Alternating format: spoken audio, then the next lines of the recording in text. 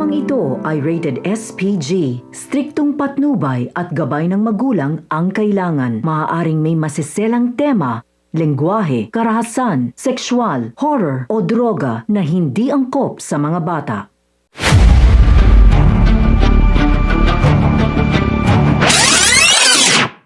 Mga kapamilya, salukuyang ang nagaganap ang kapistahan ng Quiapo at nagaganap din ang paglusob ng mga kapulisan sa warehouse ni Ramon. Dahilan kaya nagkaroon ng matinding bakbakan sa pagitan nila Ramon at ng kapulisan, at kabilang sa mga pulis na dumating ay si Rigor de Magiba, ang mortal na kaaway ni Ramon.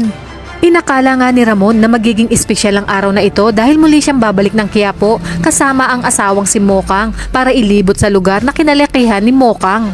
Ngunit sa hindi niya inaasahan, ito din pala ang araw na magkakaharap silang muli ni Rigor de Magiba.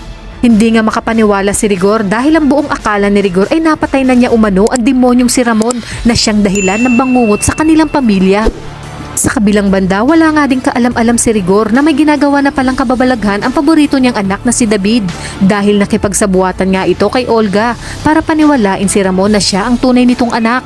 Dito ay nakumpirma ni Rigor ang pagpapanggap nito bilang tanggol dahil naroon din nga sa lugar si David dahil tuluyan na ngang ipinaalam ni Ramon kay David ang tunay nilang negosyo.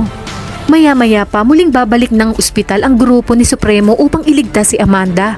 Itinaon nga din nila sa araw mismo ng kapistahan ng Quiapo upang busy ang lahat ng kapulisan. Ganon na din ang ibang mga tuta ni Agustos. Ngunit sinabi ni Supremo na kailangan marami silang plano dahil tuso umano si Agustos. Kaya dito gumawa ng paraan sina Supremo upang mabulabog ang mga bantay ni Amanda.